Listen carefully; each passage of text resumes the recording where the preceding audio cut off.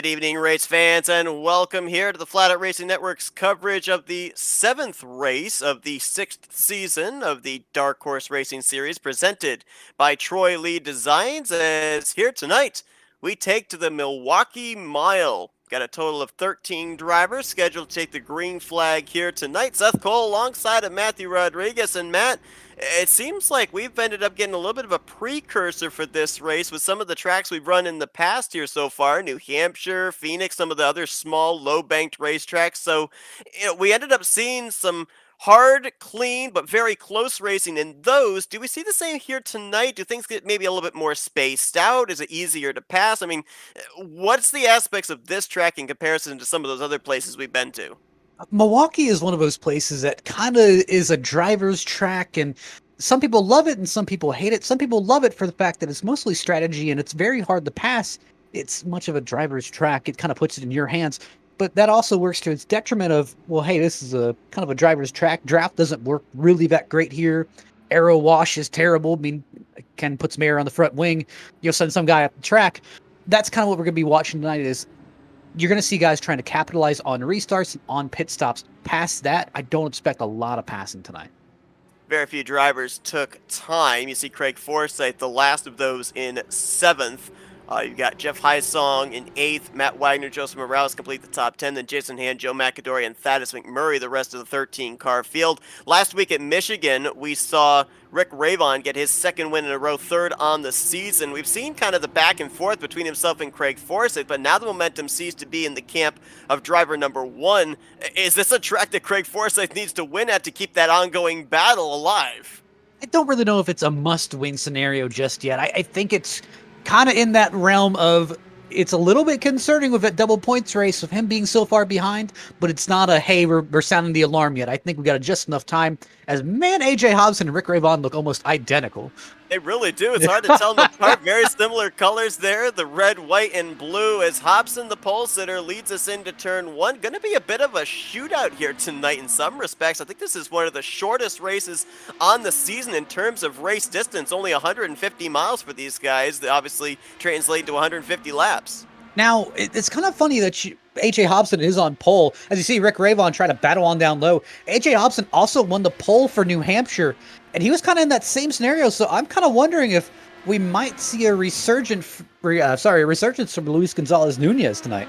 Yeah, of course, Nunez hitting hard luck last week at Michigan, ended up DNFing from that race and subsequently has lost quite a bit of ground, not only to Rick Ravon, the points leader, but also to Craig Forsyth. Forsyth had a good run last week, 3rd place, but he's 45 points behind Rick Ravon coming into this race as well. So not only needing the momentum to come back to the 27, but needing to gain those points back as well, because remember last week, you try to think, well, I mean, Ravon won, Forsyth was 3rd. Why do you lose so much ground? It was the double points race. Yeah, and that was a kind of a great thing for some drivers. And other drivers were, man, that race could have gone a lot better. Obviously, it's kind of a hard hit for some of the guys who actually didn't show up. Charles Teed being one of them, where he was kind of on the cusp of making that comeback with the double points race. I think it's kind of knocked him out, where he's going to need really to light himself on fire to really be a factor here.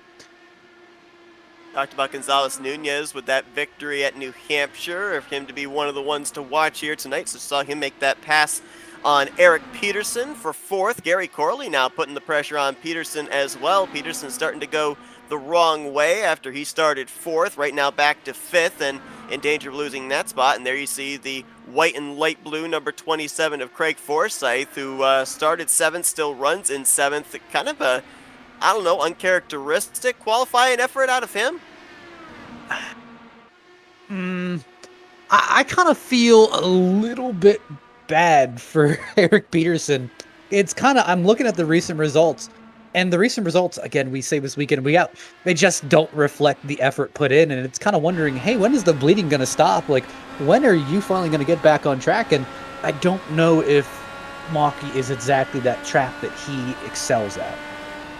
Well, we ended up seeing last week the debut for the season of multi-time champion Nick DeGroot. Saw him bring it home runner-up in that Michigan race. He, along with Rick Ravon, the only two drivers that have formally won here in the Dark Horse Racing Series at the Milwaukee Mile. DeGroot did it back in Season 2. Ravon did it back in Season 4. So it kind of seems like we come back here to the Milwaukee Mile every other year in the even seasons. It's kind of interesting. I don't want to say for the Dark Horse Overlords to make the schedule, but I would absolutely love to see Bristol added onto the schedule. I think it would really, really bring quite a lightened personality to his series. Yeah, I just want us to call the bump and run with Indy cars. I mean, what do you call it? The chrome wing? You can't call it the chrome horn. The scoop and dump. I mean, if it's Charles Teed's car, I guess you could call it the chrome horn. I mean, that entire car looks like it's chrome. Yeah, I actually kind of wonder, is that legal? I've seen that thing in the sunlight. That thing's blinding. Get that one little reflection in the mirror and you don't have a clue who's behind you. Silly. Teed did have a battle going on there just moments ago with Luis Gonzalez Nunez. He has since been able to pull away. So right now, not really any battles going on, at least inside of the top 5. So now I kind of wonder, is it more driver versus track at this point, possibly setting up for whenever that first round of green flag pit stops might take place? Most likely. And I'm kind of looking at Teed here, and this is just off his statistical standpoint. This seems to be one of the more kind of flat tracks, or kind of Charles Teed's specialty, as you would say. I mean, looking at an identical track, or a nearly identical track in New Hampshire. Started 4th, finished 3rd. I mean, he started 3rd here, so I mean, is he going to finish 2nd? Yeah, could be. Slowly work your way up there, one position higher than where you start. Riding on board here with Charles Teed, and of course, looking at our telemetry of the 50 car, running in the 5th gear there. So, I don't know, probably unlikely we're going to be seeing anybody shift up there to 6th gear, because I don't really know if you necessarily need draft, because slightly long straightaways, but is there enough for the draft to even come into play? I could see 6 maybe being used if we're tight on fuel, possibly just try and make the RPMs just a little bit lower to try and save just a pinch more fuel, but I don't think we'll really see that come into play until about the end of the race. Saw there on board with Teed, AJ Hobson get out of shape ahead of him. The momentum allows Teed to make the pass for 2nd. Gonzalez Nunez also trying to take advantage, and there's going to be contact! Whoa, what a save by AJ Hobson. And now he's going to go around there out of turn 2. Caution will wave. Huh. You know, Seth, doesn't this kind of seem a little bit familiar to that New Hampshire race? It really does. Huh. Well, he had that thing saved there for a good moment going through turn 1. It's kind of interesting, too, because a lot of times at these type of racetracks, you have that gray area where you're not certain if a driver's going to make contact or not. It wasn't the best of angles that we saw these guys going to turn 1, but it's almost like you knew there was going to be contact between those two. Yeah, I'm kind of looking at it. I really think that it was AJ Hobson thought that he was going to get a little bit more room on the bottom, or a little bit more room on the top. Thought Luis Gonzalez Nunez was really going to drive down in that corner, possibly back out, and kind of arc down a little bit low. He was trying to follow the line of Charles Teed in front of him, and unfortunately Luis Gonzalez Nunez was just there, and really nothing that Nunez could do, maybe just back out. Kind of one of those racing incidents. Very impressive, not only nearly able to gather that thing up when it was going around in turn 1, but also when that thing eventually did spin in turn 2 to not hit anything. I mean, more than likely, the momentum should have taken that car down into the inside wall, and if anything, maybe gotten some damage to the rear wing, but kind of a harmless spin there. There was oncoming traffic that did a great job of avoiding him, so I think we kind of dodged a bullet there, because that was pretty close to the front. I mean, all the panels are straight, all the wings straight, no damage. I think really he kind of lucked out. Yes, it is unfortunate that you did lose all that track position, but hey, I mean, you don't have to use a fast repair. Absolutely. So everybody on pit road, no surprise there, taking the opportunity under caution to come down and put on some fresh Firestones. Ravon winning the battle off of pit road, Teed in 2nd, Nunez in 3rd. That's how those 3 entered. Eric Peterson comes out in 4th, and Craig Forsyth looks like he's going to be restarting in the 5th position. One thing I was noticing there when we spent that time on board with Charles Teed, it's like these guys are not necessarily able to keep a stationary line through the corner. If they enter low, they push up and kind of arc the corner. If they enter high, they almost invariably exit high. I mean, these drivers are definitely having to deal with the high speed into this low banked turns. Yeah, I don't really think they can keep it down on the bottom of the racetrack. It may also be one of those, hey, kind of tire saving things. We don't really want to burn up that right front. I do want to give a little bit of a shout out because I don't think we really mentioned him all that much last week. Joe Mcadory, where Mcadory was up there fighting for really what could have been the win and had that unfortunate accident on pit road, just trying to get the pit road. And I'm kind of looking a little bit ahead here in the schedule. And we kind of flip flop between tracks similar to Milwaukee, similar to New Hampshire, and then also flop the tracks that were similar to what we did last week at Michigan, just albeit smaller distances or smaller kind of spaces. Where we go to Kansas next week, a little bit mildly banked track. We're going to see a lot more, probably similar to Kentucky. Looking at Iowa, Iowa's going to be a lot like this as we go back green. I'm just trying to kind of plan out where, obviously, it seems like every driver has their own niche of a track. I'm just trying to figure out what is their specific niches. And it's interesting too. You bring up Kentucky next week. There's really going to be no track we'll be able to look back at here formally on the schedule as a precursor of who to watch, because the closest in terms of distance would obviously have been Kentucky, another mile-and-a-half racetrack, but Kentucky and Kansas, they're like night and day in terms of how you have to approach them. Even Homestead, the following week, another mile-and-a-half track, entirely different from those two tracks, Kentucky and Kansas. So all same distance, but completely unique in the approach. I just saw Luis Gonzalez Nunez. He's still trying to battle for Charles Teed, trying to get a little bit of room. Looks like he's only going to complete the pass unless Charles is going to fight back on the top side, and he doesn't. And Nunez has been very aggressive here in the early going. You got to think that maybe he also thinking along the same lines we did of another low-banked racetrack like New Hampshire. He was strong at New Hampshire and expecting this is a track where he should be able to maybe get his second win on the season. So far this year, only 3 drivers have gone to victory lane. Nunez with his single win, Forsyth with 2 victories, and 3 for Rick Ravon. So kind of Nunez trying to keep it in the family here, I guess, if you want to call it that. Yeah, you got to kind of look at it here where, realistically, starting out the season, Rick Ravon, then Forsyth, then Nunez. We took an off week, nice vacation. Then Ravon. Could it possibly be kind of a trend of, hey, we have 2 repeat winners and a whole new winner? Yeah, I mean, it's quite possible. I also wonder, we documented about Nunez and the hardship last week at Michigan, lost out on all of those points with it being a double points race. Is that adding to how aggressive he is here today in his goal to try and get up there and get his second checkered flag of the season? And I'm just kind of looking here. I did notice Eric Peterson maybe a couple laps back. He really had trouble getting off of 2. I just noticed a little bit of damage to that right front wing. He dropped about 3-4 spots. Kind of one of those, hey, kind of a bad day getting worse. When you have that wing damage, it affects the car so much off the corners where it just will not turn. We saw a couple of drivers back at, I believe it was Phoenix, that they would really push up off of what was 1 and 2, obviously, with it being the reconfigured Phoenix, with the start-finish line being over on the dogleg section. And so probably expecting to see a little bit more of that again here today as well. That right front tire heat going to be building up. The car going to get tighter as the run goes on. And for Nunez, especially if you think about it too, right now trying to reel in Rick Ravon, but he's having to deal with the dirty air to that front wing. So that's going to tighten the car up even more in Corner X. I mean, look at the lines coming off of turn 4. Ravon, about maybe a groove and a half off the wall. Nunez, his right side tires are almost on a first name basis with the safer barrier. Yeah, just trying to get any little bit aero advantage, just trying to get a little bit of clean air just so he can try. But I'm really noticing that Luis seems really to be tracking down, really suffers on entry of the corner, but exit he is great.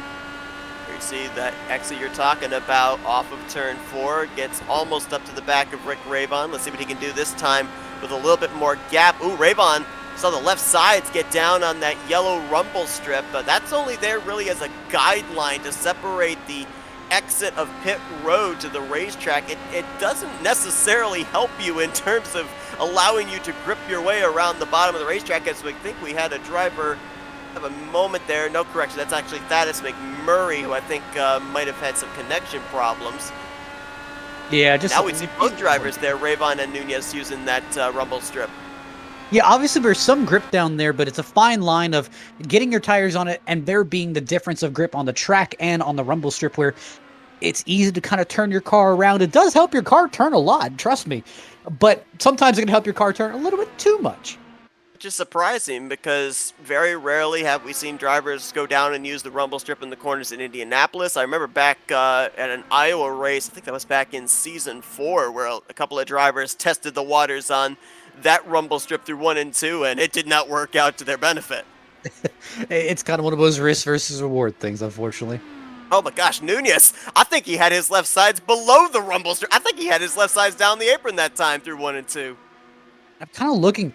Obviously, these guys are trying to push each other, but the big thing of what makes Rick Ravon so good, and what also kind of makes the rest of the field learn is, hey, Luis Gonzalez Nunez, he was tracking Rick Ravon down. He was tracking him down from about a second back. But I really think that Rick looked in his mirror and saw what Luis was doing. He's like, let me try that.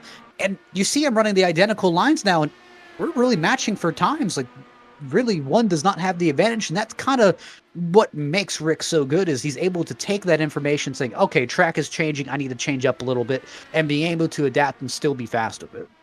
Right now, Nunez in second, Forsyth in fourth have been the two biggest gainers since the drop of the green flag, up 3 positions from where they started. The biggest loser right now is AJ Hobson, who started on the pole. Right now, he is all the way back in 8th. Obviously had that spin. He's been able to pick up a couple of spots since we went back green, but it's kind of looking like, at least right now, ever since the 63 got put back in traffic, not nearly the same kind of speed we saw him have when he was up inside the top 3. Kind of looking around here on the track, and you notice some guys kind of equaled out, kind of evened out, where it looks like Luis has kind of slowed down. Charles, kind of that same, he's kind of gotten in a lull, he kind of gotten that same rhythm. Craig Forsyth is one of those guys that I just haven't seen that same kind of flash of speed from that I usually am used to. Battle for the lead, about 0.4 of a second. We're going to drop back here to 5th place because that's where you've got 3 drivers duking it out for that final spot inside the top 5. Corley currently in possession of it. Eric Peterson and Jeff Heisong you see there in the same shot as well going into turn 1.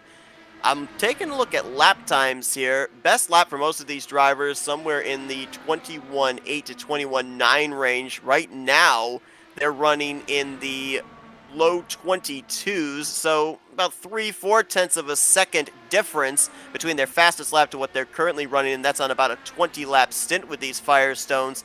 So it looks like there's a little bit of time to be gained if you thought about maybe short pitting once the window opens for a round of green flag pit stops. The only problem is, and we talked about this back at Phoenix, also at New Hampshire, you're giving up an opportunity of being on the lead lap if a caution comes out somewhere between your pit stop and the leader's pit stop.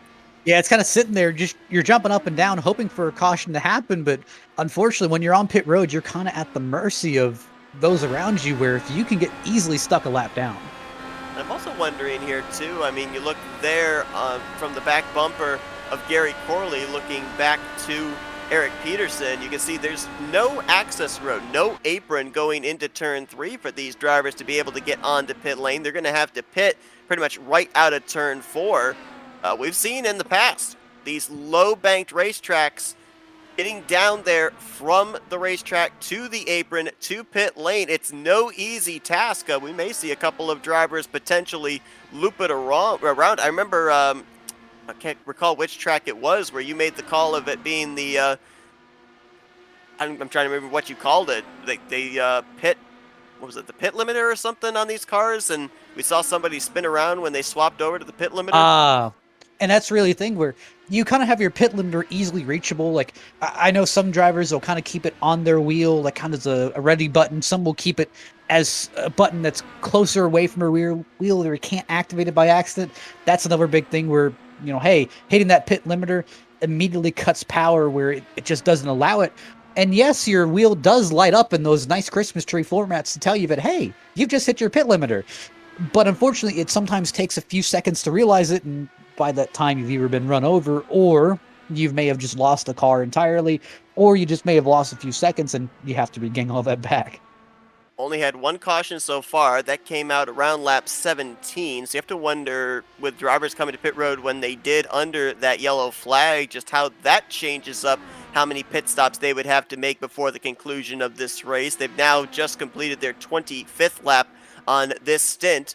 And in terms of lap times, it is still Rick Ravon, the class of the field. He's been about a tenth to a tenth and a half faster than the other drivers behind him in second, third, and fourth. That last time by, though, give the advantage to Luis Gonzalez Nunez. So it'll be interesting to see who's actually the king of the long run here, who's been able to preserve those tires the best.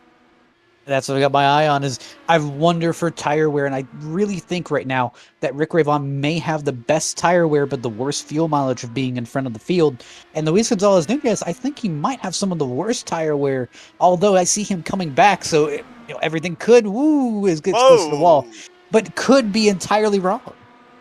I mean, certainly used up those tires when he was trying to catch up to Rick Ravon. Had to spend a little bit of time there getting around Charles Teed, and man, all of a sudden, that looks like the handling on that car has gone away. That's about the widest we've seen him exit out of turn 4, so he may have used up his stuff quite a bit here at this point in time. And that's what I'm kind of worried about is how much they're using these tires. Whoa, he's going to go around! Right on board with him. You saw him get his left sides on that apron, on that rumble strip, trying to gather the thing back up, but he loops it out of turn 4. Caution away for the second time today. I can't say I didn't see that coming, but obviously it hurts nevertheless when it happens.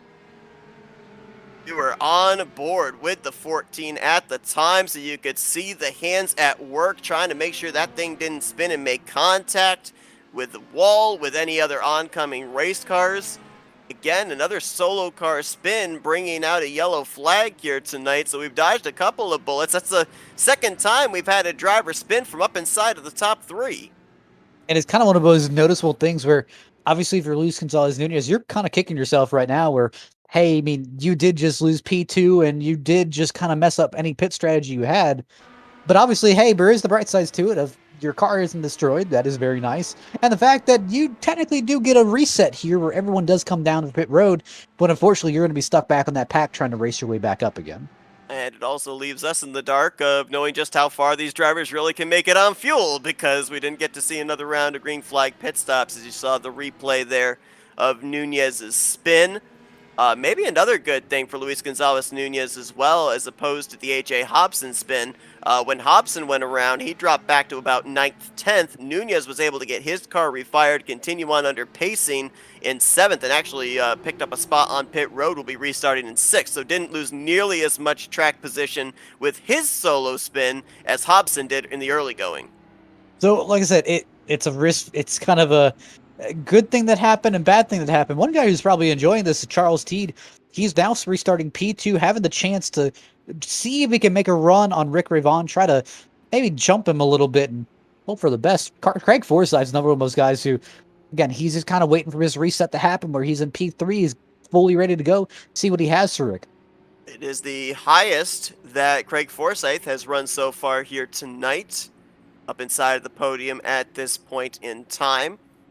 And Charles Teed, let's not forget too, Charles Teed talked about how the rumble strips on the inside at Iowa, how that was a troublesome thing for drivers in that race a couple of seasons ago. Winner of that race, Charles Teed. So you would have to think, with good numbers at Iowa, no surprise to see him running well at another track, kind of similar in a way, here at Milwaukee. He just has that knack for his place. Yeah. Very short pace laps here, too, with the fact that everybody is still on the lead lap. So the pace truck's going to make the left-hand turn to pit road, turn him loose, and we'll be at 101 laps remaining. Rick Ravon's led every lap so far. He is the control car as he gets a great acceleration away from Charles Teed. He'll have 3, 4, maybe 5 car lengths by the time they get to turn 1. I'm kind of looking at it where Charles Teed didn't get a terrible restart, but definitely not one that I think I'd be that impressed with. Boy, things getting interesting there for 4th. As Peterson showed the nose out of 2, now to the inside in 3 on Gary Corley. Corley's going to get the good exit out of turn 4, so Peterson has to tuck back in line, and now Nunez is back into this mix as well. Yeah, that's the thing where how quickly Whoa! this can How change. about Gary that? How Corley. about all 4 tires on the apron for Corley? That's it. I don't even think it was that was by accident. I think it was by design. He was just trying to get the good arc out of the corner. Either that or he was trying to throw a block on Peterson and didn't realize how low he was going, but I mean, he made it stick. I mean, I think he shaved a few seconds off his lap time with that. Man, that's the lowest we've seen anybody run there, and I mean, if that's not considered out of bounds, think about a late race restart. Second place might attempt that move. I said if it works, it works. But unfortunately, that's kind of separated the top 3 from the rest of the field at the moment. Obviously, Rick Ravon's managed to drive away a little bit. Charles Teed and Greg Forsyth both 2nd and 3rd respectively in their own little pack. But past that, it's Gary Corley leading the whole charge of about 5 cars. See also there, that's the 63 of AJ Hobson, the pole sitter, making a move on Jeff Hysong, now looking to pick up another spot on Eric Peterson. That would be the battle for 6th, and now Nunez gets a run to the inside of Corley down the front straightaway, trying to move his way back up towards the top 3. He'll move to 4th. And I saw right there, Matt, the 14, he got the left sides down on that rumble strip again, but I saw the front tires on that car bounce as he came off of that rumble strip on the exit of turn 2.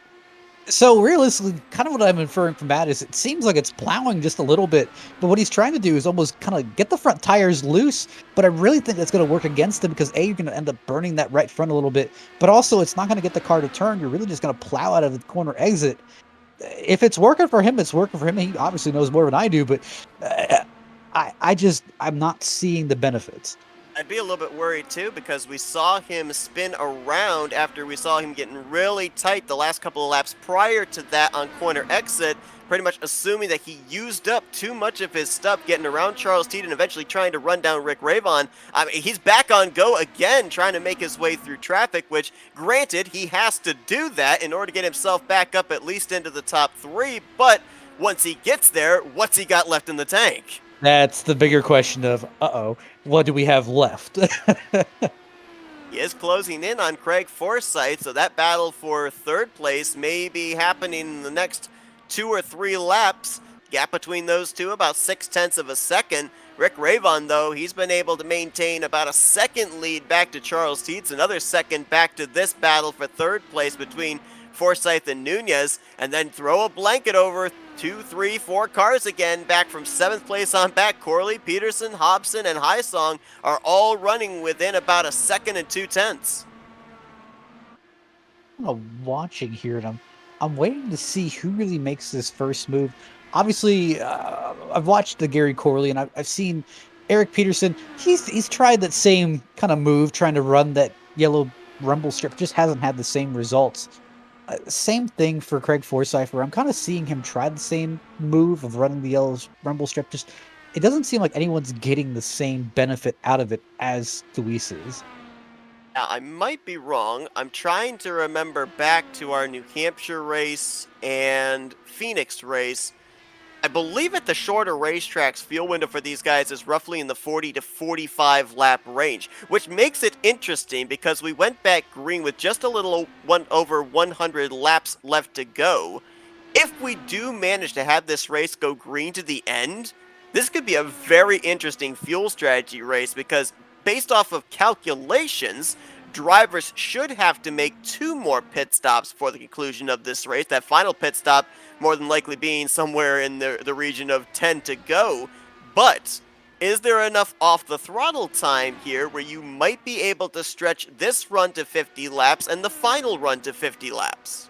I just don't see you saving that much fuel. But again, we saw it numerous times this season of fuel strategy coming into play. As I see AJ Hobson almost send it in on Gary Corley. Thought better of it, but I kind of see AJ Hobson getting a little bit antsy trying to work his way through the field.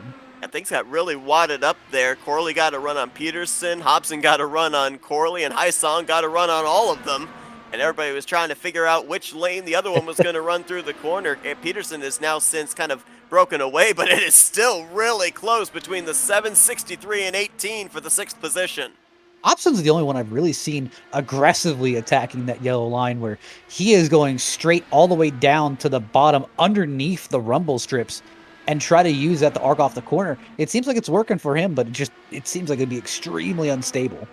Jeff Hysong in the 18 took a look to the inside of Hobson momentarily. Now slots back into the 8th position as, ooh, a little high there off of turn 4 for AJ Hobson. Now the gap is kind of opened up from 5th to 6th to 7th. As soon as I say that, though, there's another send by Hobson. Nearly got to the back of Gary Corley there through 1 and 2. Still just watching Hobson. I really think Hobson's fast, but it's one of those things where track position just plays so much of a factor in this, and passing is just so difficult here. Riding on board here with AJ Hobson as he's looking ahead to Gary Corley. Jeff Hysong right behind him. I think he actually was looking to make a move on Hobson through 1 and 2 that last time by. And as we look here with AJ Hobson, ooh, this is interesting, Matt. Looking at the telemetry of the 63.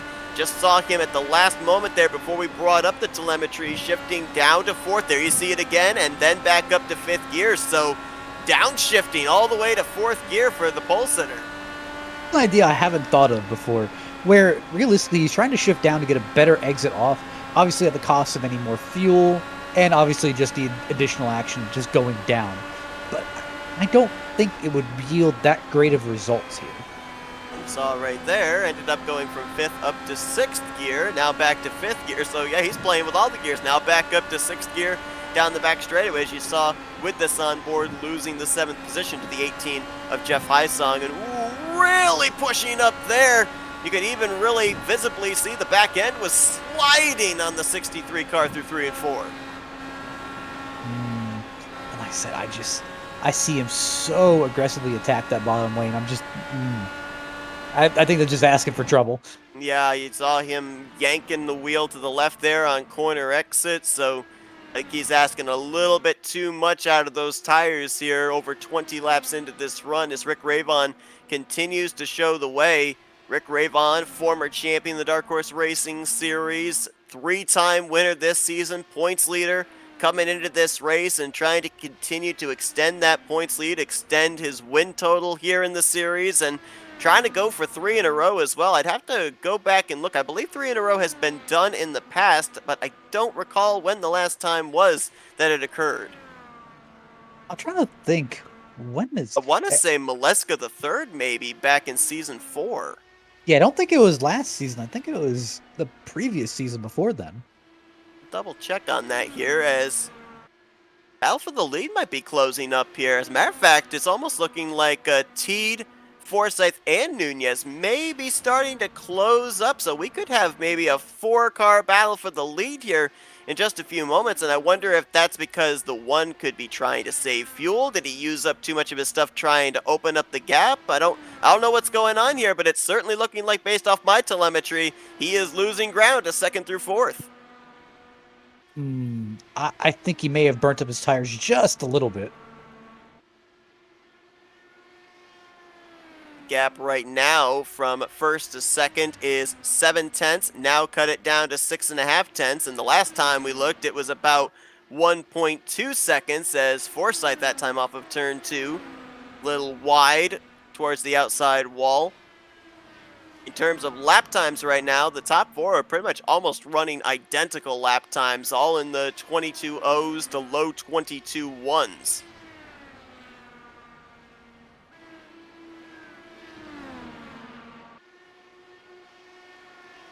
And looked, last driver to win 3 races in a row. It was indeed back in Season 4, and it was the driver we're talking about possibly doing it here in Season 6 if he's able to close out the deal. Rick Ravon ended up going back to back to back at Phoenix, Iowa, and Long Beach between September and October of 2021. Believe it or not, I miss Long Beach. I don't know if the drivers will echo that sentiment. Some of them might. That was a fun race. And I see AJ Hobson trying to make that dive on Gary Corley. Man, that car looks unsettled. Gotta wonder how many of the drivers. Whoa! And I wonder if right there Corley not all that appreciative of the previous move of the 63. Either that or was just turning the car. Oh, Hobson is gonna go. Oh no! Is that is McMurray that he just clobbered? No, that was actually Yes, it was McMurray. Oh, McMurray just kind of turned into a Oh, and unguided missile. now the Caution comes caution's out. out. I mean, granted, the caution kind of had to come out, and there was nothing Thaddeus McMurray could do in that situation. He had no choice but I to mean, turn up the racetrack to turn that he car had the around. car locked to the left, but it just wasn't turning. Wow.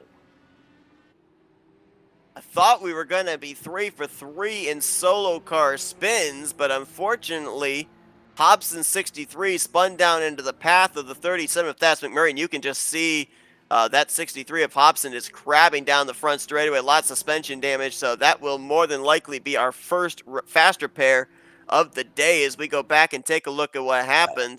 Realistically, You were Seth, talking about it. Hobson was, it's exactly what we were talking about. yeah. It was just he dove a little bit too far. He had the left sides fully under that strip. He had the right sides on the rumble strip. So what's really saved him before is when he's put those left side tires underneath that rumble strip, he's managed to have that same grip of the racetrack. So the grips kind of match. But obviously, with the apron being a little bit more less grip and the rumble strips almost being no grip, almost like ice, pretty much as soon as he had both the tires on less grip, it just came right on around. He tried to save it like he did last time, but unfortunately, Thaddeus McMurray was just kind of trying to make a judgment call of where he thought he was going to go, just kind of picked wrong, and unfortunately just ramped off. And aside from the earlier spin by AJ Hobson, both this spin and the Nunez spin, the kind of the moral of the story we're learning here is if your car is not handling well, it's never going to get better. It's only going to get worse because we've seen both of those drivers. It's looked like they've been very unsettled, and that's just prior to them looping it around. And that's why so many people, everyone's usually divided on these kind of flat tracks where, think of almost like Martinsville in a way, where people, they call it a driver's track where equipment doesn't matter.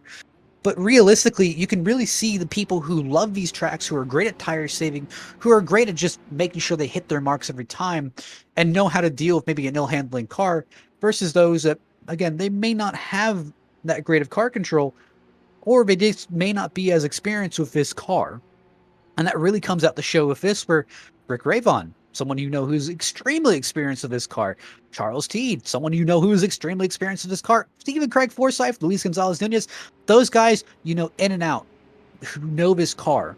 But you also see some of the guys who may be a little bit newer to this car, may have a little bit less experience. Think of Gary Corley, AJ Hobson, Jeff Heisong, those kinds where they may have a little bit more difficulties these type of tracks because it's really driver dependent. And it's the driver dependent on knowing the car and knowing how it's going to respond.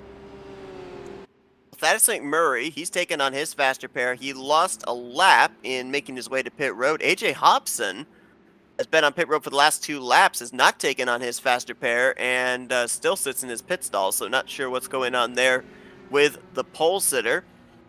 Lights should be going out top the pace truck this next time by, I do believe. Want to give a shout out to the sponsors of the Dark Horse Racing Series, including Sim Wrap Market, who's got a special promotion for the Dark Horse Racing Series fans. If you head over to simwrapmarket.com, you get 10% off of any order using the promo code DARKHORSE10. Again, a big shout out to simwrapmarket.com, as well as the other great sponsors we have here for this series, as Rick Ravon and company. They were on pit road once again under this caution. They've had the benefit of coming to pit road under 3 cautions so far here tonight, have yet to make a green flag pit stop. Is that a good thing or a bad thing, though? Because if they are going to have to make a green flag pit stop between now and the end of the race, that's more than likely going to be the money stop, the stop that decides this race, and they've got no prior experience here so far in the event of coming to pit road under green flag conditions. To be honest, it's kind of good and bad. I kind of think of this in a situation with Rick Ravon where it's good because no one's trying a special strategy on me. No one's going to try and undercut me here at the moment. Everyone's on the same strategy, so I know what they've got. But it's also bad for everyone, bad for him because, again, he's not on a special strategy. He doesn't have anything that will win, so he needs to basically just straight up beat the rest of the field rather than work on strategy based. As we're back underway with less than 70 to go, this now says to me these drivers are going to be able to make it on just one more pit stop. Question is, when do they decide to make it? Do they even have to make it? Are we done with seeing cautions here tonight? As Teed got a much better restart this time than he did the previous restart. It's only about maybe 3 car lengths from Ravon back to Teed. Just about everybody on back also timed it really well. Only a car length back to Forsythe, 2 back to Nunez, and another 2 back to Peterson. It's worth noting that we did actually end up having AJ Hobson say it's done for today. I think just 2 spins is enough for him, and he didn't want to come back out and have the potential for a third. I kind of feel bad for him because he was obviously fast this track, just had bad luck, and really I think he was just kind of pushing a little bit too hard trying to get back up front of the field. Started on the pole, was up inside of the top 3 when he had his first spin with contact between himself and Luis Gonzalez Nunez, and then it just never seemed to head in the correct direction from him from that point on. So unfortunately, back in the garage area. This kind of reminds me of exactly of New Hampshire. Qualified on pole, got in an accident, and then actually he was still running at the time, but he ended up finishing P10. So fast, but maybe only fast when he's got the track position advantage. Well, qualifying is great because you have those short bursts. You don't have to worry about long run pace, saving tires, etc., which is great. But it's also bad because because some of these guys are really more long run guys. I kind of view Craig Forsythe as more of a long run racer rather than, hey, he's just going to beat you with outright speed. Well, Luis Gonzalez Nunez, another driver who experienced the spin here at the Milwaukee Mile. He's been able to fight his way now back up to 3rd. Saw him make the pass on Forsythe just moments ago. And he's now trying to hunt down the top 2. Like I said, that's a man on a mission. I think he can get there, but it's another one of those things where I think he may need a good caution to kind of reset. Trying to attack because you're kind of thinking here, he's having to drive up through the pack. He's having to run his car harder in lanes that would be non-preferred, obviously trying to get better aero and make sure he has lanes to pass these guys. Or Rick Ravon, hey, he's got the whole world in front of him and he doesn't really have to worry about anything. And it's kind of that thing where I think he's going to burn off his tires a little bit earlier and hopefully another caution comes out and bails him out. Craig Forsythe lost the 3rd spot to Nunez and now under fire from Eric Peterson for the 4th position. There's Jeff Hysong just back there as well in the 18, running in 6th. Was a little surprised that we hadn't seen Hysong running up anywhere towards the top 5. He's kind of been a mainstay the last couple of weeks up around that vicinity, has been very consistent. Yeah, realistically, he's just kind of been, for lack of a better word, vibing.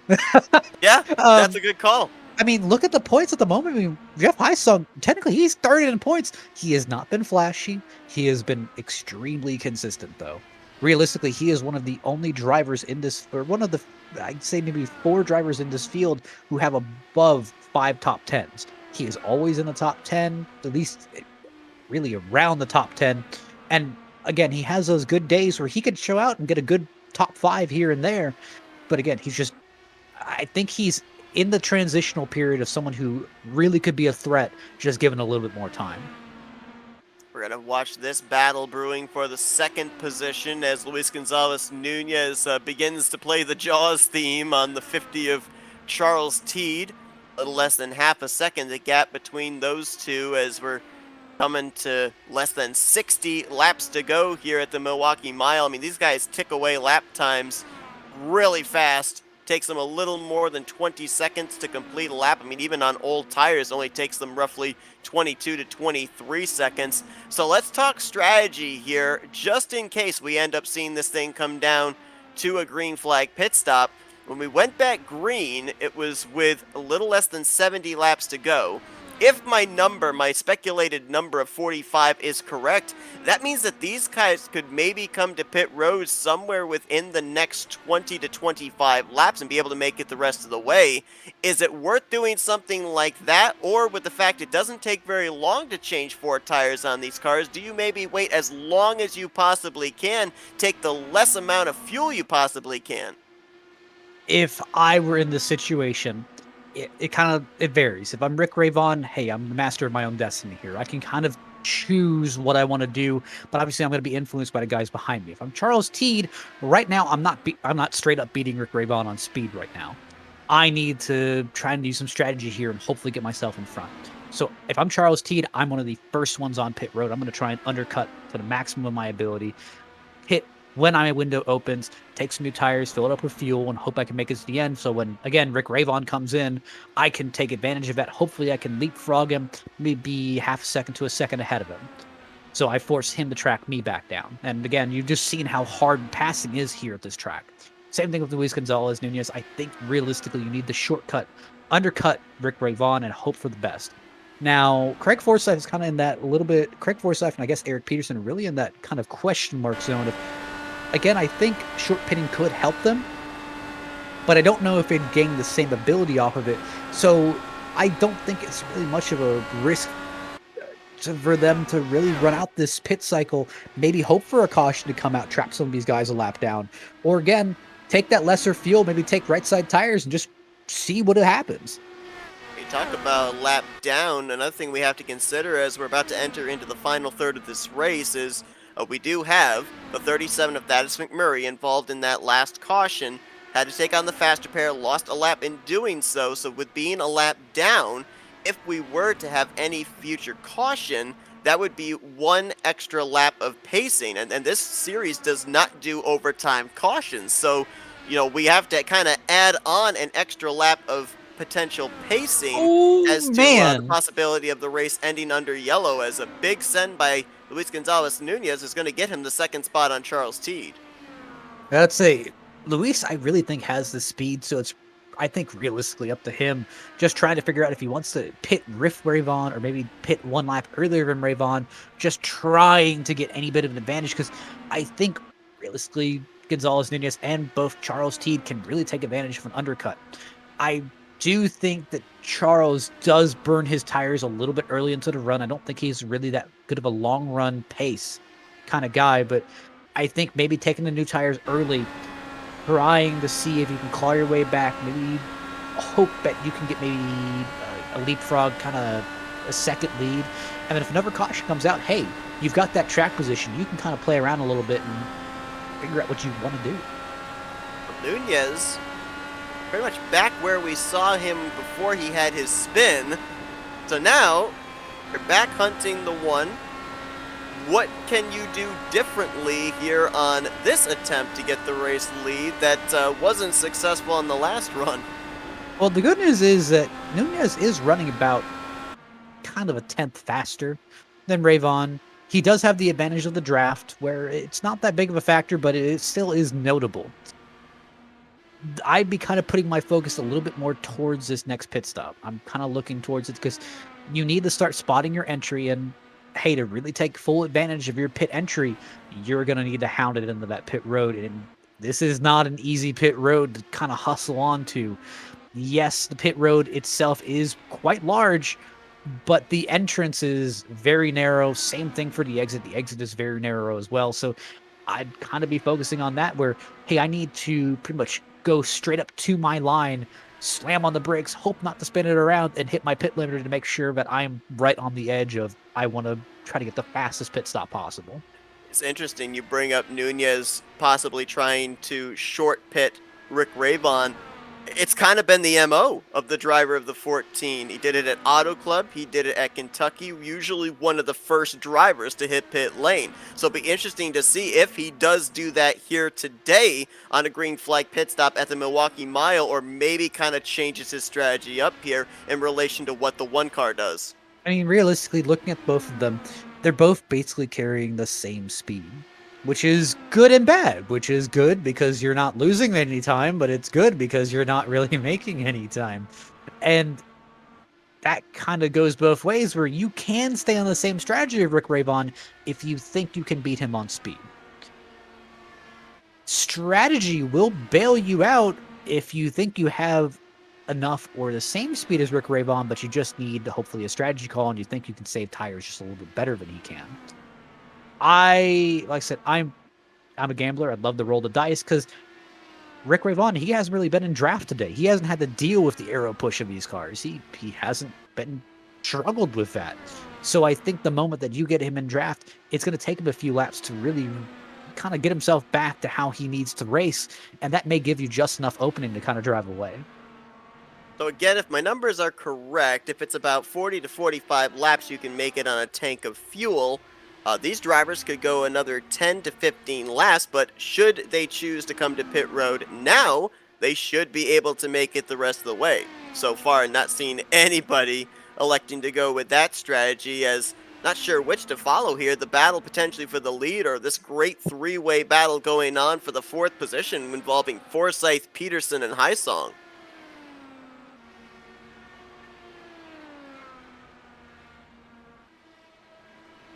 Forsyth's been relatively quiet here tonight in terms of Forsyth terms. I mean, normally see him at least up inside the podium the entirety of the night, and we only saw him up in the top three for a restart. He's since fallen back to the fourth spot, so I'm not certain if this just isn't a track to his liking. I've really seen him get tight on the longer run off of four, especially really have to bail out of the throttle. Correct me if I'm wrong, but New Hampshire, I thought it was really fuel strategy that got him into that second place position. Yeah, it's a good call. So that's what I'm thinking, is that these tracks are not really to his liking, per se. It's not that he's bad at them, he just doesn't really excel at them. So I really think that his fuel strategy and really just his pit strategy in general usually will get him into these races where he can. It's kind of one of those Matt Wagner at road courses things where you know he's going to be around at the end. Just the road to get there is not fun. I know we're focusing right now on the top two, but I would keep a little bit of an eye on that third place car of Charles Teed as well. Because remember back when we saw the pass for second place, Nunez fly by Charles Teed, I think that was just as much Teed letting Nunez go as it was Nunez driving it deep to be able to complete that pass. Since then, I've been looking at the lap times, and Charles Teed is running lap times, if not equal, faster than race leader Rick Ravon, as I believe we've got a couple of cars on pit road. Forsyth has now brought the 27 to pit lane. Like I said, this is what I was expecting. It's a Forsyth gamble. I realistically think Here comes the leaders. I think this has the biggest upside for Forsyth. I'm fully in support of it. Because realistically, he is one lap. That undercut may equal up to maybe a second, and he may leapfrog both of these leaders. Joseph Morales was in the same lap as Forsyth. You just saw there from first and second, Ravon and Nunez come to pit lane on the same lap. Charles Teed is going to elect to stay out, so I'm assuming right now he's of the hope that there might be a caution that comes out and he can get most of these faster cars trapped a lap down. Yeah, that's the thing where I think really the ball's put in Charles Teed's court right now, where I think he needs to run long. He needs to run a little bit longer, needs to kind of stretch out this strategy, because if a caution comes out, he is in the perfect position. He can trap a lot of guys a lap down. And again, just like you said, he can kind of change up his strategy a little bit where, hey, right now, undercutting is not really an option for me right now because I've unfortunately been undercut by all the leaders. So what I'm going to do is I'm going to run a little bit longer. I'm going to try and save my tires, and then I'm going to take a little bit less fuel, maybe take two tires or four tires, and hopefully try and drive away with what I've got. Teed, Hysong, Peterson, Mcadory, and Corley were the five utilizing the long strategy. We've now got Eric Peterson coming to pit road along with Corley. So we've got three drivers now that are trying to stretch it a little bit further. And with Charles Teed taking the race lead, this now makes him only the second driver tonight to lead a lap. Up to that lead change, Rick Ravon had led every lap since the start. Yeah, I'll openly state that undercut strategy did not work for Craig Forsyth like I thought he was. And I'm trying to take a look back and just seeing what's different. And I think it really was the pit entry where it doesn't look like Forsyth was as aggressive as he could have been. Just trying to make sure he was going to make it on pit road without issues. It kind of seemed like he was taking it a little bit easy, and that's surprising, seeing all the smoke kind of come out of his tires when he was trying to slow it down. But I saw Rick Ravon and Luis Gonzalez Nunez kind of push it straight to the line, and they were almost on the verge of speeding. That's just kind of the difference between how much of a pit entry can gain you. Yeah, Charles Teed appeared to do the same, saw a bit of a more reserved pit entry for for Joe Mcadory. As you saw, the lead exchange. Teed coming off of pit lane. Ravon takes the top position back. Looks like about 7.5 tenths between himself and Nunez. Forsyth now up to third, and Teed, the strategy at least here in the early going, not benefiting him as he's back to fourth, but he is going to have about 6 lap fresher tires than the drivers up ahead of him. I don't know necessarily with less than 30 to go how much of an advantage that's going to give him by the time we get around to the closing stages of the race. We'll have to wait and see. All right, well, let's do a little bit of a reshuffle here. So obviously, pit stops didn't turn out like you thought they would. You didn't get that cool jump that you thought you were gonna get. Well, Craig Forsyth in this case, obviously that's not good. That kind of takes you out of it. So realistically, in Craig Forsyth's mind, you need to maintain third. You know Charles Teed has brand new tires. You know he's got fresher tires than you. But hopefully he'll burn them off earlier and you can save more tire to maintain third and still kind of keep that general points gap. If you're Luis Gonzalez Nunez, that kind of pit at the same time, I seem to have lost some time. That's not good. You kind of need to work on kind of clawing yourself back here. The good news is you don't have to drive through a bunch of cars to do it. That's good. The bad news is you're trying to chase down Rick Ravon, who also has the same tires as you do and has been as equally as fast as you all night. So that kind of puts you in a precarious position of, I kind of need to save more tire from Rick Ravon while also chasing him down, which is an impossible task, let me tell you. It's not fun. Yeah. If you're Rick Ravon, honestly, just stop looking in the mirror. You just need to keep going. just don't burn up your tires, keep doing what you're doing, and you should be fine. If you get side by side, but hopefully that shouldn't happen. I mean, as we mentioned, Forsyth, third place run last week at Michigan. It's a great performance. It's a good run, but it does lose you quite a number of points because of Ravon's win, with it being a double points race. Luis Gonzalez Nunez DNF'd last week, running second. Great performance here tonight. The bad news is, the guy you're trying to run down for the points lead, he's currently leading this thing, as he's now got 22 circuits left to make here around the Milwaukee Mile. The gap has kind of stayed the same between himself and Nunez. It's about 0.7 of a second. Nunez chips away a little bit and then loses it again the following lap, so I might be trying a little bit too hard here. And again as well, we've seen a couple of passes here tonight in hard racing. We've also seen drivers realizing that others behind them are pushing it a little bit more, maybe a little bit faster, and they let them go. If Nunez does get to Rick Ravon, is there an area for him to be able to pass? That's going to be the big question, because we really haven't seen anybody be able to pull off a pass for position up here inside of the top 3, top 4 without contact being made.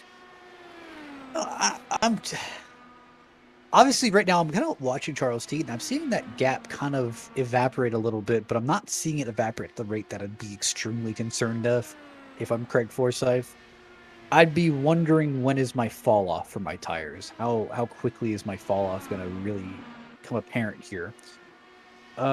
Realistically, their times have been holding steady the entire run, where we haven't really dropped off that heavily. I mean, the slowest that I'll use Eric Peterson as a kind of example. I mean, after taking that pit stop, I mean, he'll run 21.9s for a few laps before kind of slowing down to about 22.3s, 22.4s, which realistically isn't that huge of a gap. That isn't that big of a hit.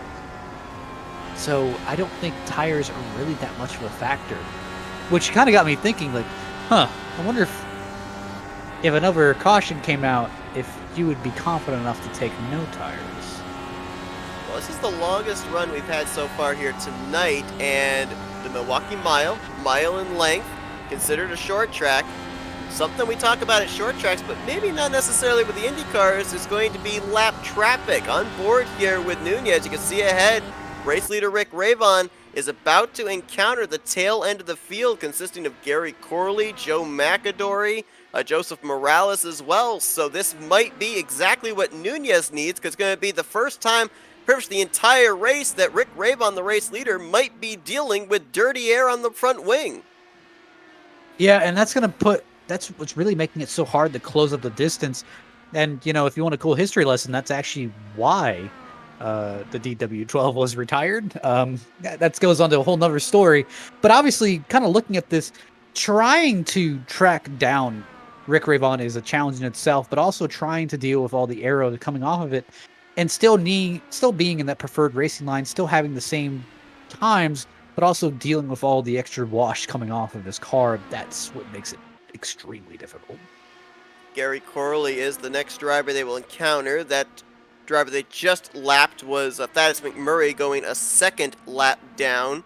So unlikely with 14 to go that he will have an opportunity to get back on the lead lap. Even if we were to have a caution between now and the finish, very unlikely we would have 2 cautions come out to give him the 2 lucky dogs needed, as Ravon about 3-4 car lengths back from Gary Corley. He holds about the same advantage back to Luis Gonzalez Nunez, who continues to close. And you're going back to the Charles Teed problem of as far as him being mired back and forth. The staying out strategy, while it got him the race lead, he ran 3, 4, 5 laps longer than Ravon and Nunez did on their fresh tires, and he lost a half a second each lap. He's only closing up with his fresh tires as opposed to the older tires of the race leaders. He's only closing up the gap each lap about a tenth. So, yeah, you're not going to be able to really get back the track position that you lost if you're only gaining a tenth to the half second you lost in the previous laps. I can tell Rick Ravon, I don't think he intended to go that low in turn 1 and 2. He went all the way down. I saw that car just wiggle. I think he's kind of dealing with a little bit of that wash coming off of Gary Corley right now, which is going to make his life just a little bit more difficult because he hasn't really had to deal with that at all.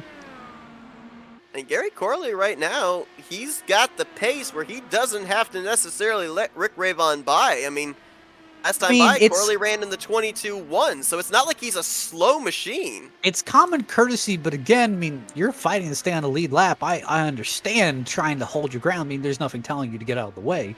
He's also 0.3 of a second behind Joe Mcadory for 8th, so he's still battling for position. But realistically, this is really where Luis Gonzalez Nunez, he thrives because, hey, he's been in this traffic all race, and he's known how to navigate it. But Rick Ravon, this is the first time I think I've seen him in traffic, which, again, not saying he doesn't know how to get through it, but going 140-something laps, not hitting traffic at all, and not having to deal with the arrow wash coming off of cars, to suddenly, man, this car isn't handling like I thought it was, and I need to kind of maintain my position.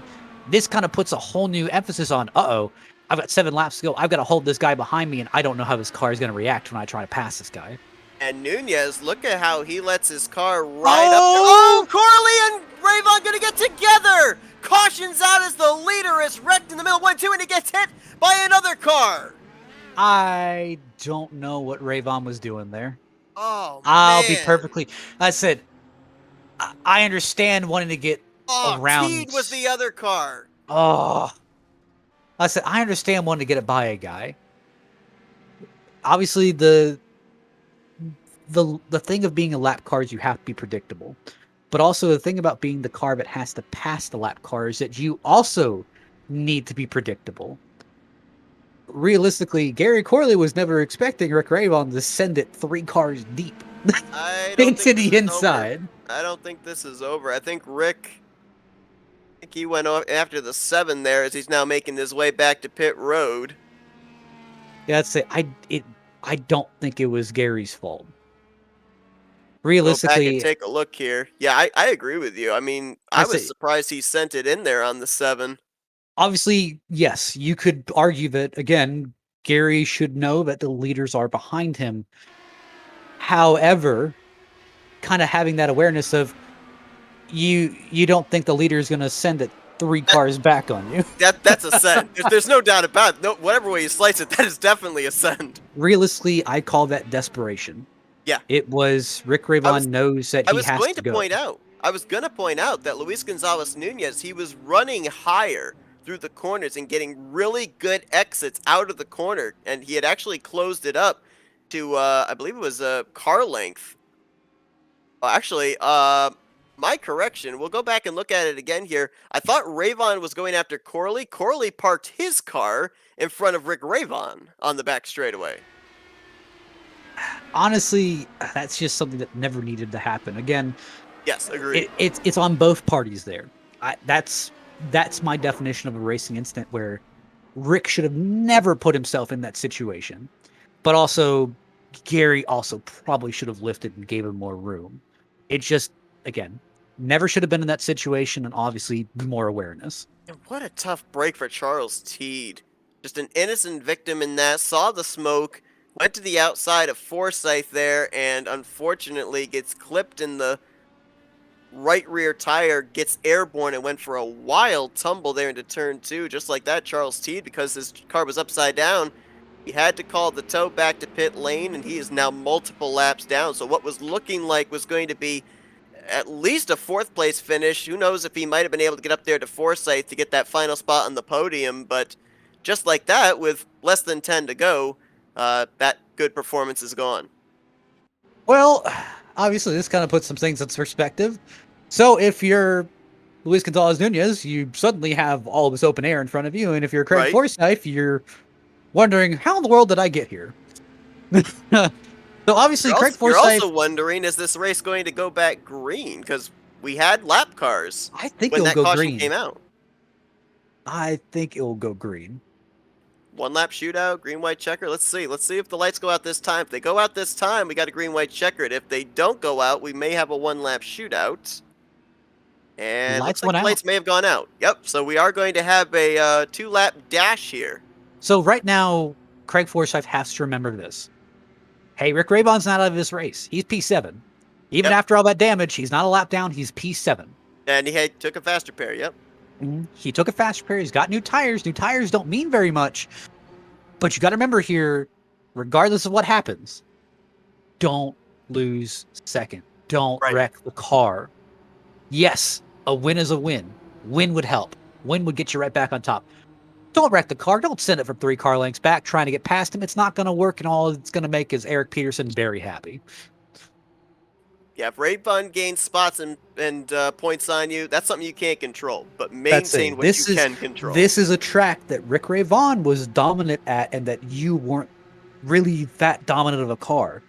Now Rick Ravon has had issues, and you are now the more dominant car. Take advantage of it. Well, Nunez, beautiful restart here, going to open up a pretty good gap into turn 1. He's only got to make 2 more circuits around the Milwaukee Mile. We saw him pick up his first career win in Dark Horse Racing Series back at New Hampshire, looking just a few weeks later to get career win number 2, as this time out of 4, he'll see the white flag. And realistically, it's not really a question who's first at this point, but it's a question who's third. As I see Jeff Heisong, he's having a little bit of blinking issues, but he was battling. Oh, it looks like, yeah, he's still battling for third. He's trying to hang in there and pass Peterson. Ravon to the high side on Joe Mcadory for 5th position, but out of 4 for the final time. It's going to be Luis Gonzalez Nunez taking the checkered flag here tonight at the Milwaukee Mile. Oh, pour salt in that wound.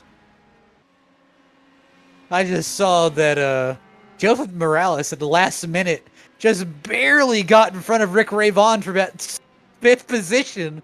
He did. Whoa. That by both Ravon and Mcadory. That might actually be a replay-worthy battle to follow back to the start-finish line. That's good and bad, but awesome for Joseph Morales. P5. First top 5 of the season, if I'm not mistaken. Hey, after the beginning of this season, I'm proud of him. I'm happy to see him up this high. Absolutely.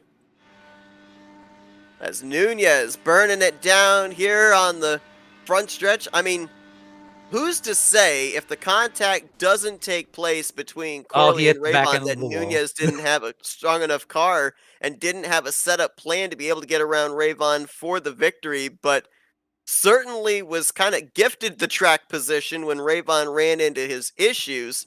It's one of those wins that we don't usually get these kind of wins, but we'll take them when we get them. But you got to kind of think of it like this, where it was going to be a race to the finish because Ravon was dealing with traffic for the first part of the race, and he was trying to figure out how to correctly manage the car.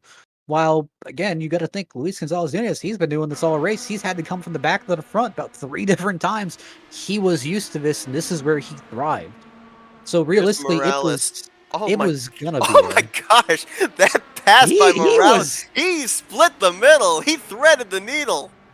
I said, I think he had new tires, so it looks like those fresh Firestones helped just a little bit, but man, Man, he just barely cleared himself. Let's take an onboard with him because this was a gutsy move. I mean, realistically, he's not in the championship points at all, so, I mean, full on, send it, hope it sticks, it's last lap. Look at this. Wow, and just barely edges Ravon at the line. You're right, there was no lift in that 60 car. I don't know a if, heck of a move. I don't know if Ravon appreciated that, but that definitely looked cool. Wow. Let's take a look at the finishing results from this evening's race. Things certainly kind of got ramped up to 11 in the final 10 laps or so of this one as Luis Gonzalez Nunez, his second victory of the season. I mean, how good has it got to feel for him, too, after the DNF last week in the double points race at Michigan to be able to not necessarily gain all the points back he lost, but at least gain a portion of them back? Yeah, so again, you kind of have to think where this won't stop it won't fully fix the issue, but it'll stop the bleeding. Where hey, this is what Forsyth needed. He needed a good run. He needed something where he can kind of hang his hat on and say, hey, like I said, it's something. It's it's not going to be a win. It's not going to be a great thing, but P2 is P2, and that's some good points. Especially with Rick Ravon finishing P6. That's not at a track that Rick Ravon seemed very dominant at. That is good for Craig Forsyth. I mean, basically, it puts a track that Rick Ravon would be good at and takes it away from him from a good result. Great points day as well for Eric Peterson. I'm glad to see he rebounded. Yeah, he's going to be on the podium here tonight. Driver that came into this race fifth in the points standings and had that dogfight with Jeff Heisong in that final two-lap shootout. Heisong going to bring it home in fourth, so he'll stay up inside of the top three, top four, potentially in the standings. Peterson did not look comfortable all night, so just for the fact he's able to drive away with a P3, that is incredible.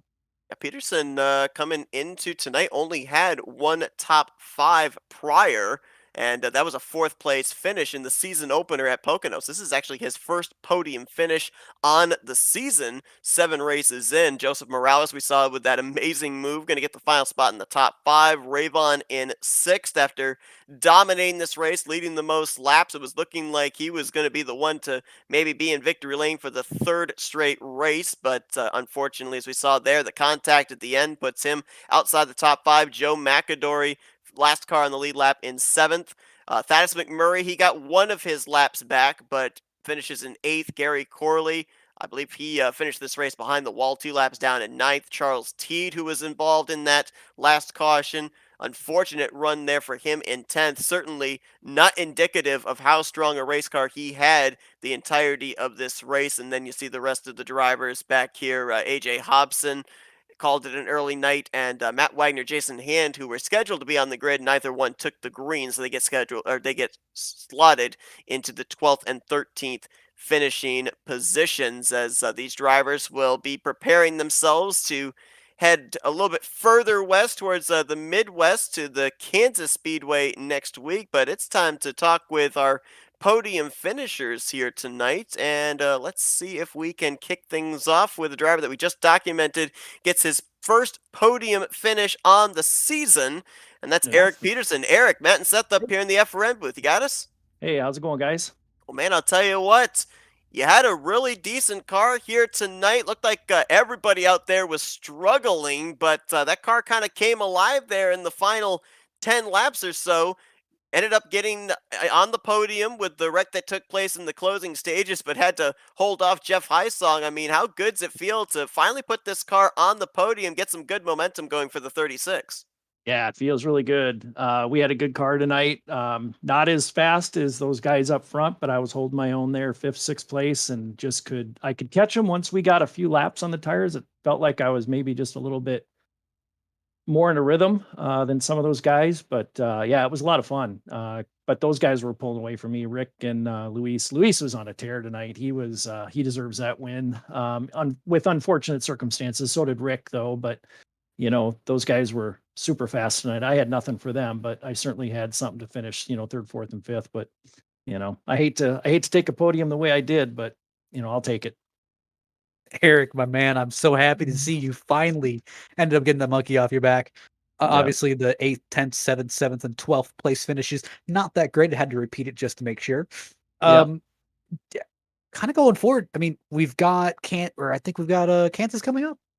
Yeah, let me let's see. Let I'm me trying to just double think. check. Yeah, I don't I'm even going know. off memory. Yeah, it's Kansas coming up. So Yep. realistically, you've got pretty much a good tear on these kind of intermediate / speedway tracks. What do you think about next week? Think it could be a victory lane? I like Kansas. Yeah, I did well at Kansas in another series that we run, and yeah, just it's in Kansas is a good track. I like those intermediates. I like Iowa. The shorter tracks I seem to do better at than the big ones. But yeah, this was a lot of fun tonight.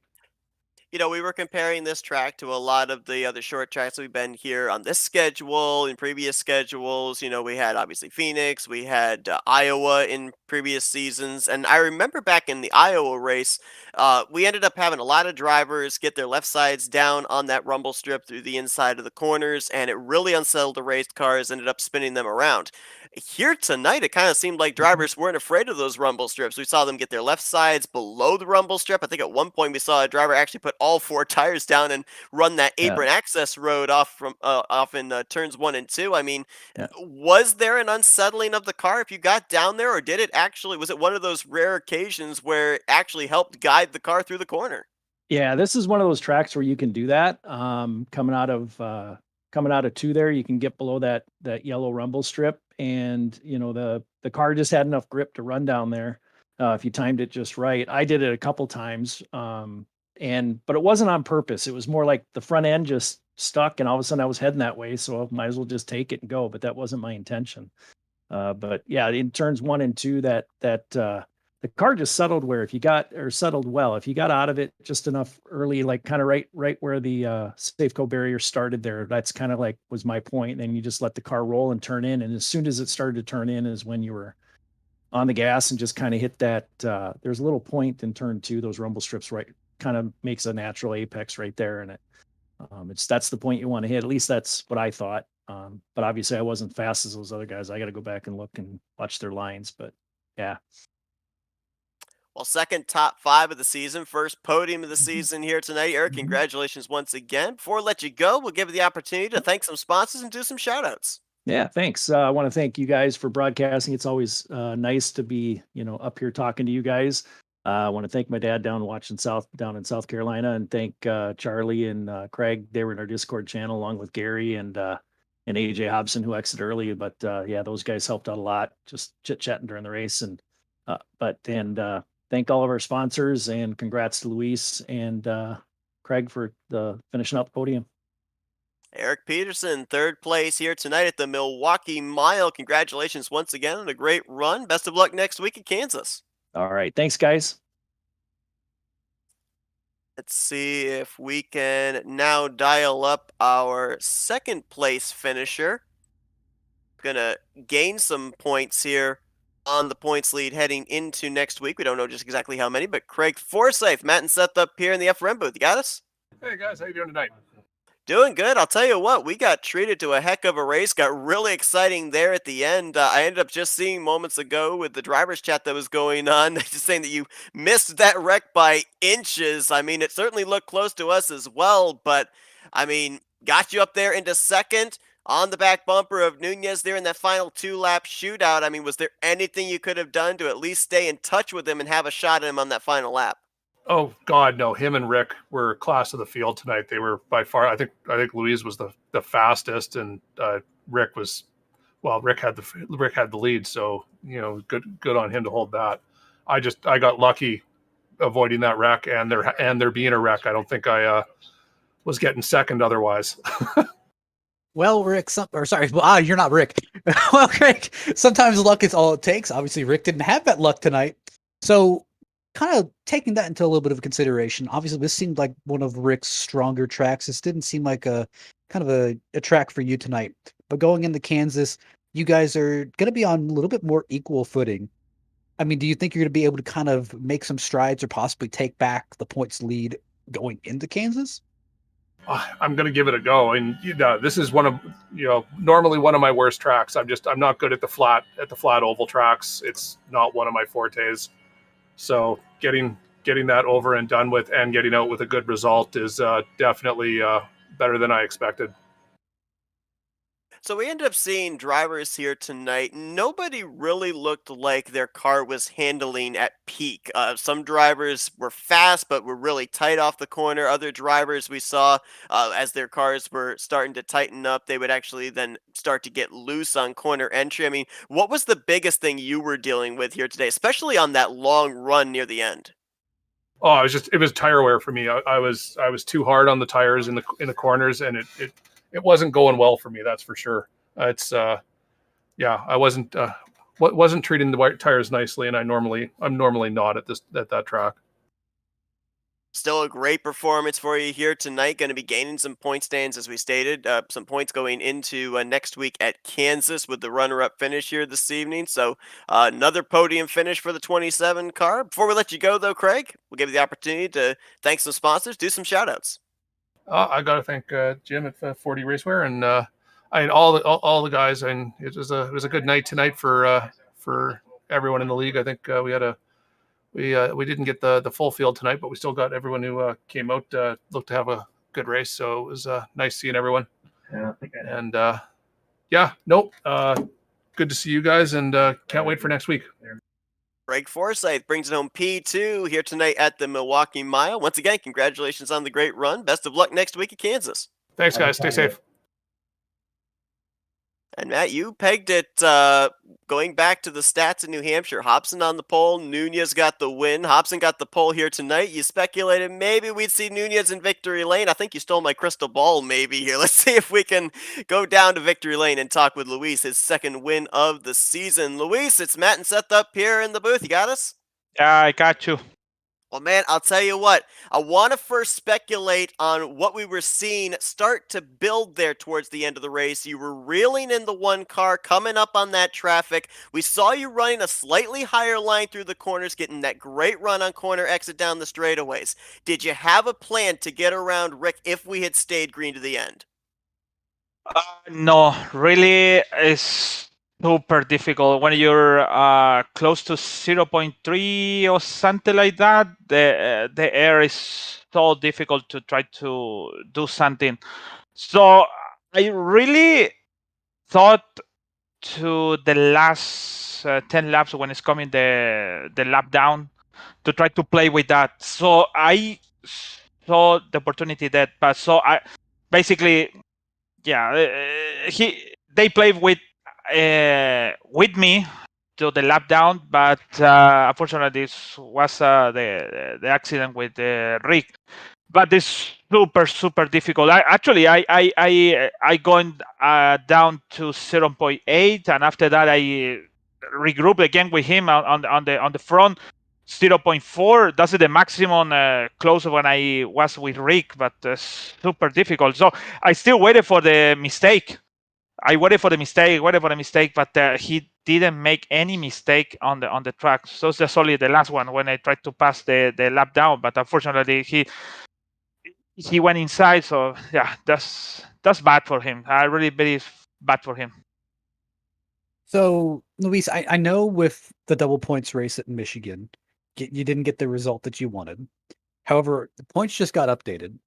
I see you're about 97 points out of the lead. What can you do to kind of claw your way back at the moment?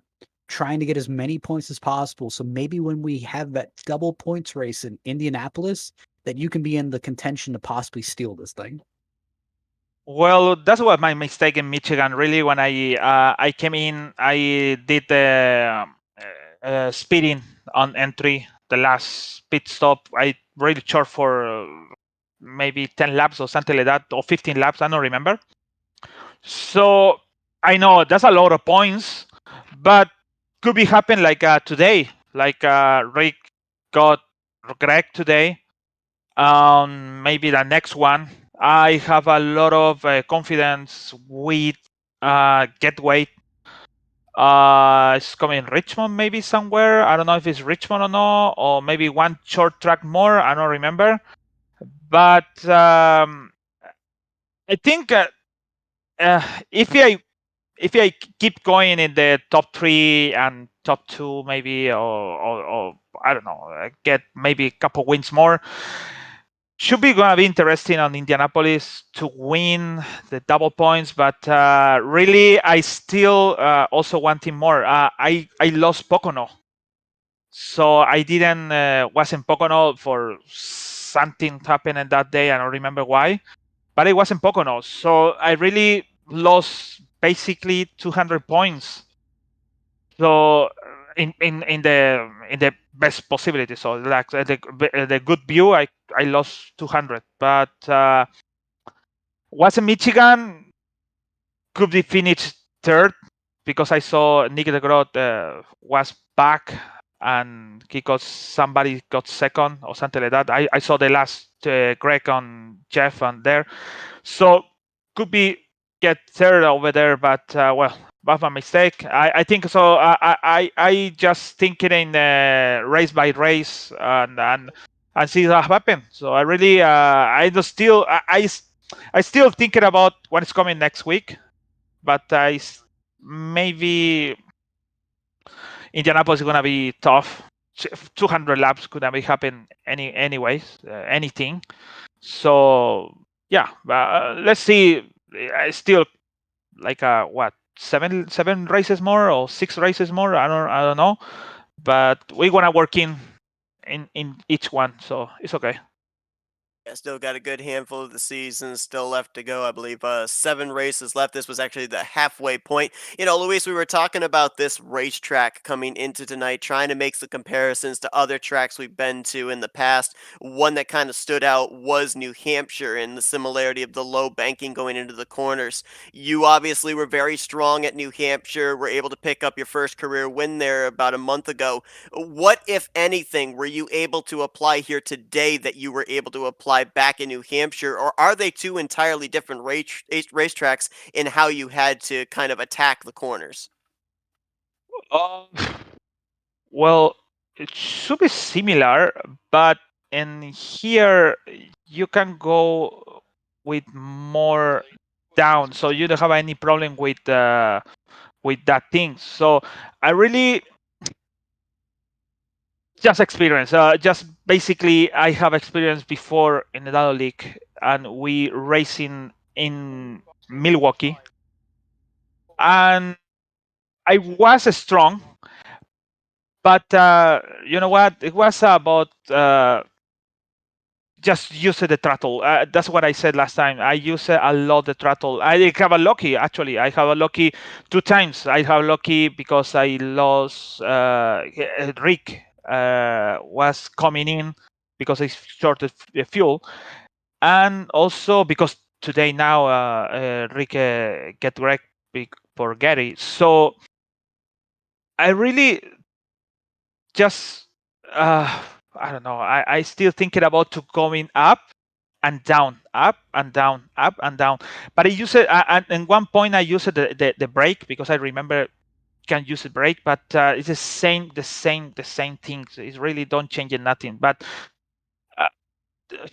it's really tricky this track because for example, I get a drag on because I touch the apron, but I use a lot the apron turn 2, so it's really weird.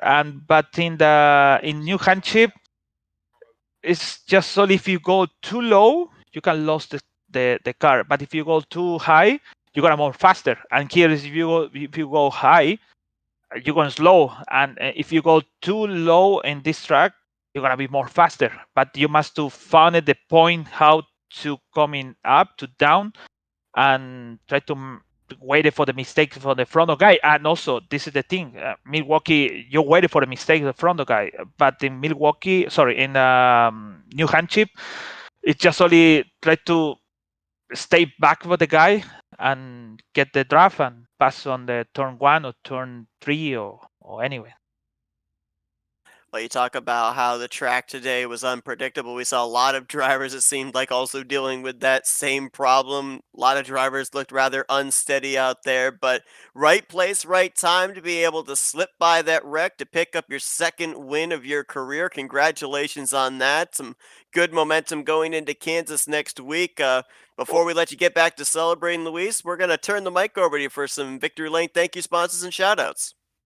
Yeah, sure. I'm gonna say thank you guys for all the broadcasting you have today. I hope you enjoy the race today, like I enjoy it. I really swear, I really hot, but it was fun. I want to say thank you to Sim Racing 24/7, my main sponsor, Darren. The guys support me, give me chairs and everything. HyperX, what else? ESTV also too. And I'm gonna say in Spanish because my mom, my father, my sister maybe watching me over there. So I'm gonna say thank you for watching me. Thank you for support me. Thank you for stay over there. This picture is for you two guys. I'm gonna say Spanish now because maybe they don't understand nothing. I'm gonna say victoria para ustedes. Gracias por estar ahí conmigo. Gracias por ayudarme. Gracias por ver todas las carreras que corro y vamos a ver la próxima semana en Kansas. Let's see next time in Kansas. I hope gonna be a fun race. Green flag, zero yellow flag. So let's see if it's gonna be fun because a track like that is better with zero cautions and pit strategy is better. It's gonna be more fun. I hope. Well, we're certainly looking forward to that as well. Luis Gonzalez Nunez, your winner here tonight at the Milwaukee Mile. Once again, congratulations. Go and enjoy that victory. Thank you so much, and let's do it more. Thank you. So Luis Gonzalez Nunez becomes the third multi-time winner on the season. Rick Ravon now with 3, Craig Forsyth with 2, and Luis currently sitting with 2. The only 3 drivers that have gone to victory lane here so far this season, Matt. We've seen, in the last couple of weeks, there have been drivers that look like they could easily make their way into victory lane. Highsong's been fast. Eric Peterson, Charles Teed. We kind of look at these drivers as, I'll throw out the pun again, the dark horses to maybe topple the top 3. Next week at Kansas, we heard from Nunez. A lot of times we've seen at the mile and a halves, the long green flag runs, the strategy calls come into play. Kind of seems like that could be a place where we could see our 4th different winner on the season. Well, it's kind of interesting because we just got the standings updated. Right now, Craig Forsyth shortened down the lead to 32 points. That's great. But realistically, what this really comes out to is if you look at the season stats of both of these top 2 drivers, we have Rick Ravon and Craig Forsyth. They both have 7 races, 7 starts. The difference is Ravon has 3 poles to Craig Forsyth's 0, 3 wins to Craig's 2, an average finish of 3.71 to Craig's 4. I think he has 2 less top 10s than Craig Forsyth, but he has an additional top 10. The biggest difference in my mind that really puts us in the perspective of why Rick is so dominant at some of these tracks and why he's such a hard person to go up against. Where if you look at laps led, Craig Forsyth has led 93 laps. Rick Ravon has led 523 laps in the 7 races this season. And you have to remember, too, that Craig Forsyth, one of his 2 victories at Auto Club was on fuel strategy. He wasn't leading a lot of that race, but he was able to make it on fuel and Ravon was not. Now, the one thing I will throw out as a possibility, talking about how Ravon's got kind of the advantage statistically over Craig Forsyth, we are going to our 2nd mile and a half track next week at Kansas. The 1st mile and a half track was Kentucky. That's where Forsyth had a pretty dominating performance there where he picked up his 2nd win. So does the ball kind of fall into the court of Forsyth next week? I think, you even heard it in his interview, but he was extremely excited for it. He was ready, but I also wouldn't count out Luis Gonzalez Nunez because he was one of those guys who also kind of showed up, but he wasn't extremely fast. He couldn't really drive away, but he was always there. And it's one of those things where Luis Gonzalez Nunez, he is always on the verge of being right there. And honestly, I think if Michigan went better for him, we'd really be talking about the big 3 here, just trying to all battle to see who could get the lead. And it was interesting too, and I'm going to follow up on this here this week and maybe have like an update for next week with Nunez talking about the fact that he missed out in the season opener at Pocono. I recall in past seasons that Dark Horse Racing Series had what was called a drop race. If there was a race you couldn't make or a race that you didn't want to start, you could actually choose one drop race during the season. The points would then get recalculated for the season finale at Indianapolis. Be interesting to find out from the Dark Horse Racing Series admins if that drop race is still in effect, because that might actually change up what the point standings would look like, the gap that Nunez has between himself first and second in the standings by the time we get to the end of the season. Actually, it looks like there is a drop week, so that is kind of going to really shake all of this up because, again, the Indy 500 is a double points race and it's 200 laps. It is trying to figure out what your points gap is going into Indy is going to be difficult. And then just trying to figure out your win conditions of you don't want to go into the Indy 500 saying that, oh, I have to win the Indy 500 to win this championship. That's not really what you want to go into. But just hearing, hey, you just need to finish maybe top 3 at the Indy 500 to win this championship. That's a lot more manageable. I think I can do that.